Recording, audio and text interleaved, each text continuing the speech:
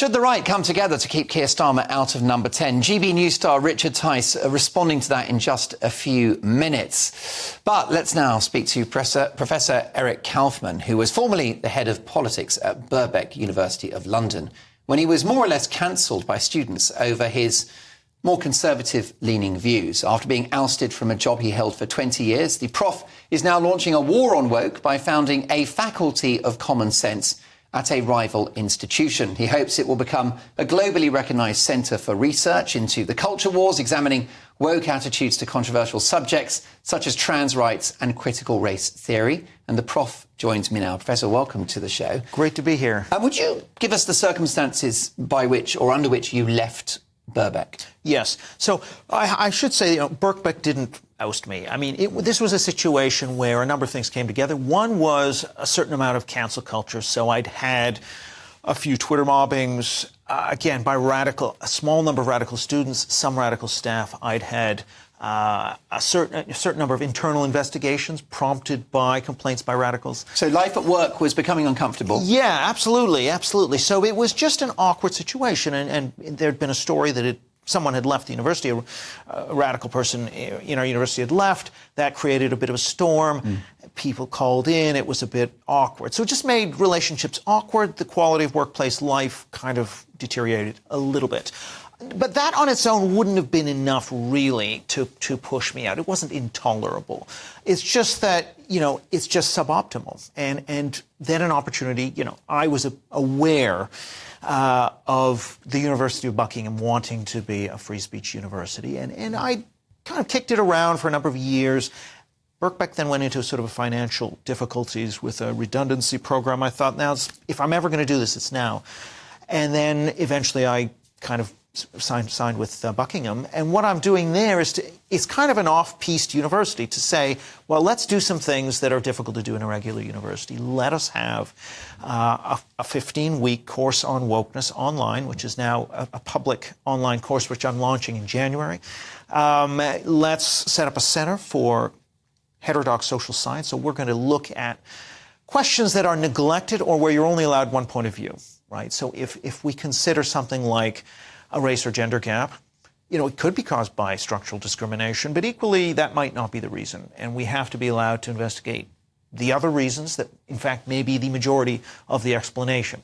That's an example of where there is only one allowed. It won't make skin colour, for example, the key metric necessarily, but actually an overview of all of the data and all the information you can gather. Yeah, let's have a clash of ideas and open. That's what's supposed to happen. Viewpoint diversity, the best ideas win out over time through testing, measurement. All ideas are on the table, and you just go by what the data says. And that's not what's happening in a lot of these hot-button issues. So let's drill into some of the specific aspects of woke ideology, because I think overall it's cancel culture, it's a lack of freedom of speech and freedom of expression, which is a huge problem. These are the tools which are deployed. But within that, you've got things like critical race theory. Now, this is the diametric opposite of Martin Luther King. Judge me by the content of my character, not the colour of my skin. So what is critical race theory, and why is that, as an example, something that needs to be looked at? Because it's being taught as fact in schools and unis, isn't it? Yeah, there is a sort of assumption that whenever there's a race disparity, it might be in grades, the number of people getting A stars, it might be the number of people being admitted. Whenever there is a race disparity, that is evidence of some kind of discrimination, right? And, of course, we don't say that about Gypsy and Irish travelers versus Jews.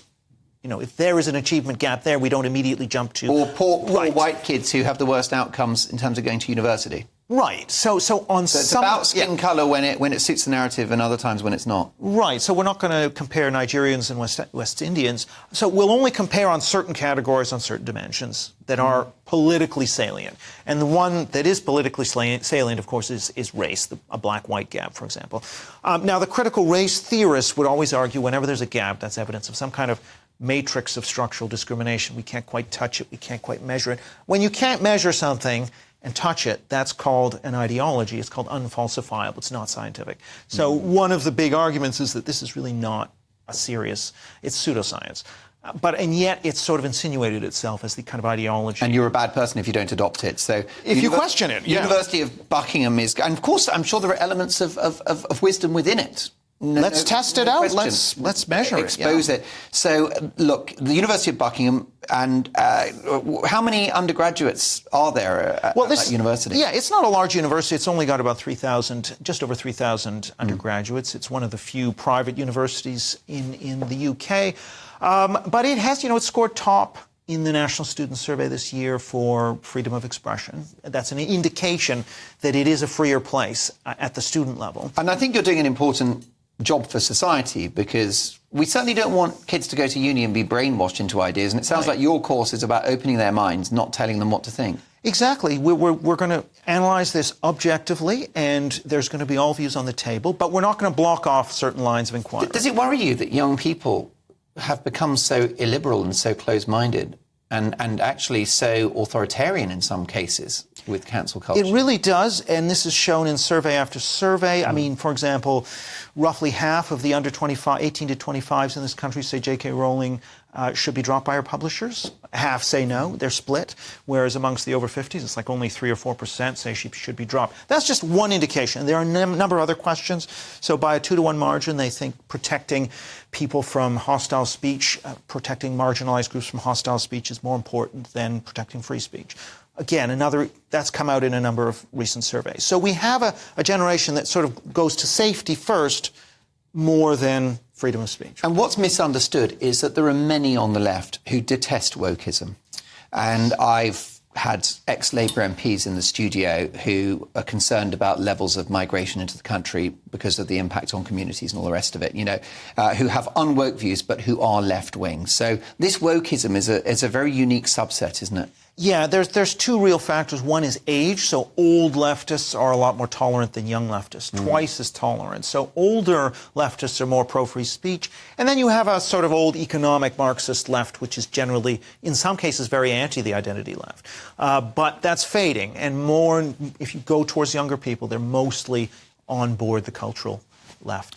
The woke mind virus, a term coined by Elon Musk. Will woke be defeated? Is it here to stay? We're only at the beginning, and it's going to grow. I think, we've had a wave of energy that peaked around 2020, 21. We've got very good data on cancellations and such, but it's still at a much more elevated level than prior to the 2010s.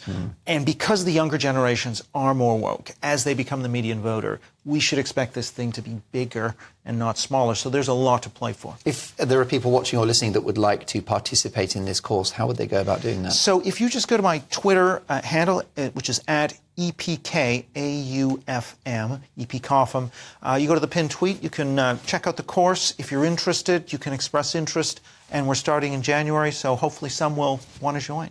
Brilliant. And I guess if they Google Eric Kaufmann on Twitter, it'll come up as well? Yeah, if they Google me on Twitter, it'll come up. I've also got a website, sneps.net, SNEPS.net. So that's easy to remember, sneps.net. Yeah. Brilliant stuff. Good luck with the course. Thanks very much.